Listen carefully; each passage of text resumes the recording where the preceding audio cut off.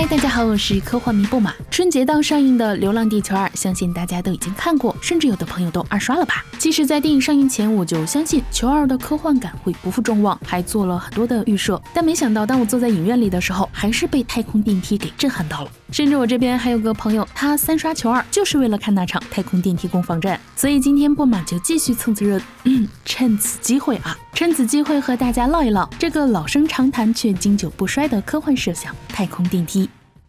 太空电梯的概念最早可以追溯到1895年，当时呢被誉为航天之父的苏联火箭专家康斯坦丁·齐奥尔科夫斯基提出，想要在地面建设一个超过100公里的塔，并在塔上方打造一座天空城堡，这样人们就可以通过塔来往于地面和城堡之间。在19世纪尾声时，这种设想听起来不免有些童话，但是呢，它毫无疑问就是太空电梯的雏形，并成功拉开了无数科学家以及科幻作家的想象之门。这其中对太空电梯设想起到极大推进作用的，就是科幻巨匠阿瑟·克拉克。克拉克1978年的小说《天堂的喷泉》中，首次出现了我们现在印象里的那种悬于地面和宇宙之间，可以运输人和货物的太空电梯，而这也是人类第一次从技术层面探讨该设想的可行性。在介绍小说之前呢，我们先来关注一个问题，那就是科学家和科幻爱好者为什么会执着于太空电梯这一设想呢？事实上，不管是上世纪还是现在，该问题的答案都是一致的，那就是人类希望实现更廉价、更高效的太空运输。没错，最重要的是廉价。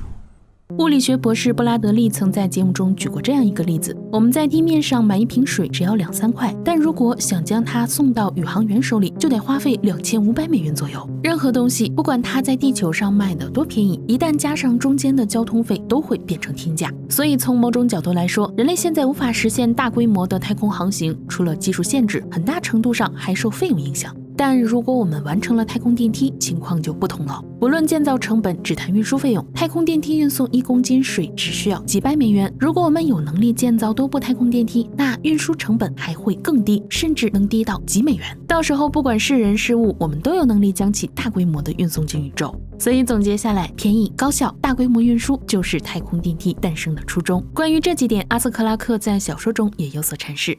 天堂的喷泉的故事发生在人类进入太空时代的200年后，那时人类已经能游刃有余地使用火箭，但火箭的起飞成本过于高昂，又吵又费钱，所以科学家兼工程师摩根博士打算实现康斯坦丁提出的设想——宇宙升降机，就是太空电梯嘛，只是叫法不同。它的原理是这样式的，在距离地面大约36000千米的地方有一个地球同步轨道，这个轨道比较特别，那就是在其轨道上运行的卫星能和地球保持相对静止，这种卫星就叫地球同步卫星。由于地球同步卫星会一直处于地球上方的某个固定位置，如果从卫星上向地球看到的始终是同一个地方。这里顺便提一嘴，截止到2021年，全球已经发射了300多颗地球同步卫星。世界上的第一颗地球同步卫星新康3号是在1964年发射的，而阿瑟·克拉克的这篇小说发表于1978年，所以说他能有此番设想也是有迹可循的。那科幻中科学的部分说完了，接下来是幻想。小说的背景下，人类的技术不光能让卫星和地球同步移动，空间站这种太空建筑也能和地球同步移动。那既然如此，我们有没有可能从这种能和地球同步移动的建筑中垂下一条缆索，连接宇宙和地球呢？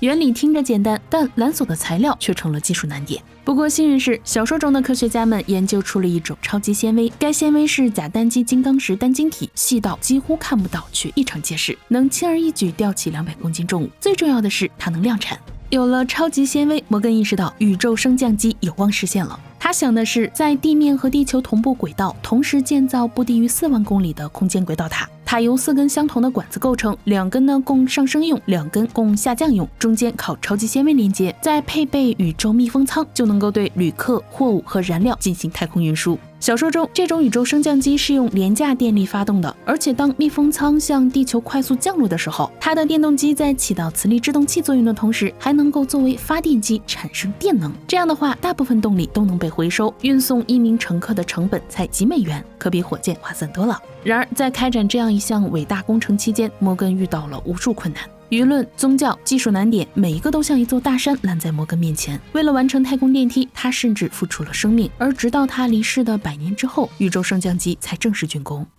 以上就是科幻大师阿瑟克拉克对于太空电梯构建方面的设想，影响了后世很多的科幻作品，甚至呢一些相关的科学研究也是基于他的设想进行完善的。或许有人会觉得我们没有必要执着于太空电梯，它只不过是人类的美好愿景，不可能造出来。但事实上，截止到目前，人类要想完成大规模宇宙航行，最有可能实现性价比最高的太空运输设备仍然是太空电梯，没有之一。正因如此，科学家们才一直不肯放弃它。那好，我们继续。刚刚通过小说呢，我们介绍了太空电梯的基本原理，就是在与地球同步移动的太空建筑中垂下几条缆绳，借此来打造电梯，连通地面和太空。在现实中，这一原理也同样适用，不过在太空电梯的结构方面，科学家则有着更完善的想法。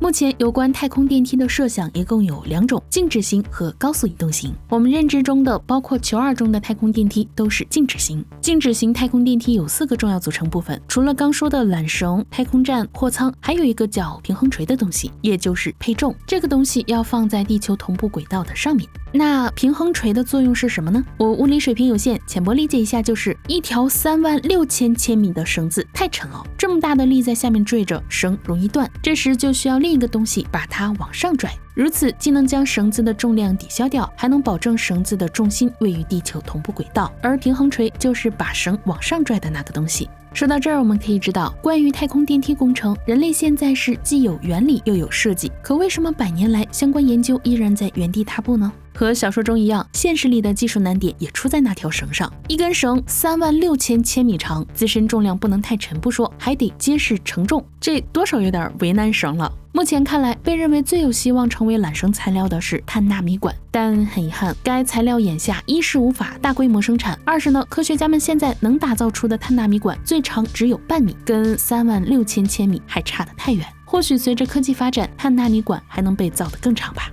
说完了静止型的太空电梯，再稍微提一下高速移动型太空电梯。它是1993年由美国航天工程师罗伯特提出的，可能是因为这个比较小众吧，我没有找到相关的图片。不过根据描述呢，这种太空电梯应该是悬空的，它由3个结构体组成，上中下各一个。上面的结构体要低于地球同步轨道，下面的则要距离地面100公里以上。因为它整体是悬空的嘛，为了不掉下来，最底下的结构体得以10到15马赫持续高速飞行，所以又被叫做极音速天钩。虽然资料中没有说，但是我想这种类型的太空电梯显然比静止型太空电梯要多一个运输步骤，毕竟它不落地就得需要其他飞行器将货物送到底端太空站，才能够继续往上运送。不过其建造成本似乎比静止型太空电梯要低，就是这个技术听起来好像更难了。